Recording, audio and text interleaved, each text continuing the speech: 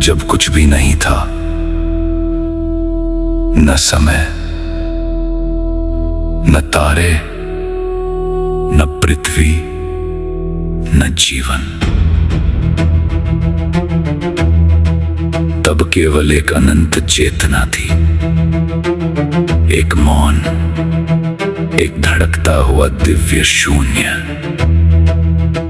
और उसी शून्य के भीतर धीरे धीरे जन्म ले रहा था एक विराट मस्तिष्क, एक ऐसा कॉस्मिक ब्रेन जिसकी नसों में आकाश गंगाएं बहती थी, जिसके न्यूरॉन्स तारों की तरह चमकते थे और जिसकी स्मृतियों में संपूर्ण सृष्टि छिपी थी।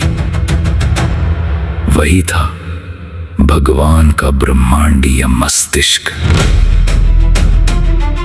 हर आत्मा उसका एक न्यूरॉन थी, हर विचार एक इलेक्ट्रिकल सिग्नल, हर भावना एक एनर्जी वेव। जब इस कॉस्मिक ब्रेन में प्रेम बहता था, तब संसार में शांति जन्म लेती थी।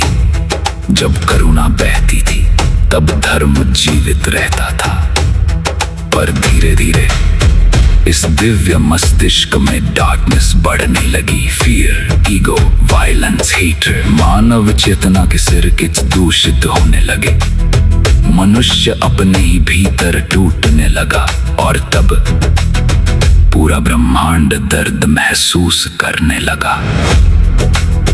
जैसे किसी मानव के ब्रेन में ट्रॉमा हो जाए, वैसे ही सृष्टि कराह उठी। और जब ये पेन अपनी सीमा पार कर गया, तब भगवान ने निर्णय लिया, हीलिंग भेजनी होगी। पर भगवान स्वयं पृथ्वी पर नहीं उतरे। उन्होंने भेजी एक डिवाइन मेडिसिन। उस मेडिसिन का नाम था कृष्ण। कृष्ण केवल एक बालक नहीं थे, वे कॉस्मिक हीलिंग फ्रीक्वेंसी थे। एक ऐसी चेतना जो टूटे हुए मन को फिर से जोड़ सकती थी।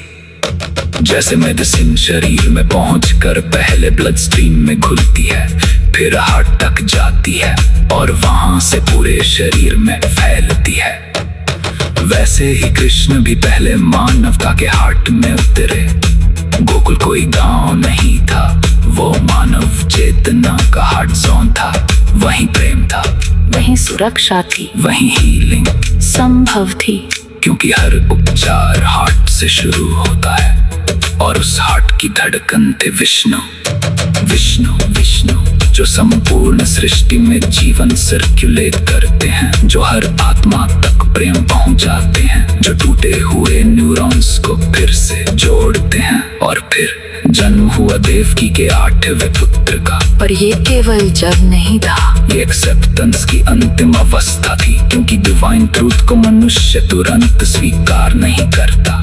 पहले ईगो विरोध करता है, फिर फियर, फिर समाज, फिर आदतें।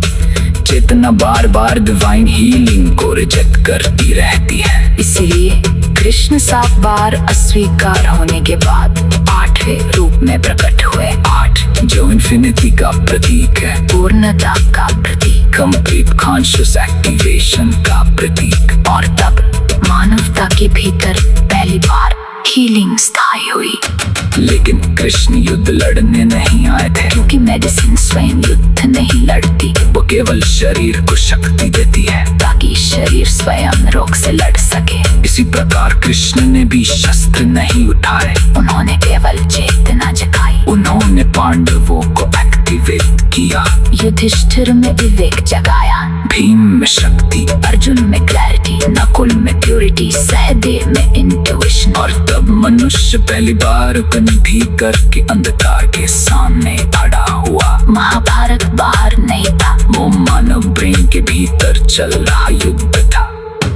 कौरव थे, नेगेटिव न्यूरल सर्किट, पांडव थे, जागृत चेतना, और कृष्ण शुद्ध के बीच खड़ी डिवाइन इंटेलिजेंस।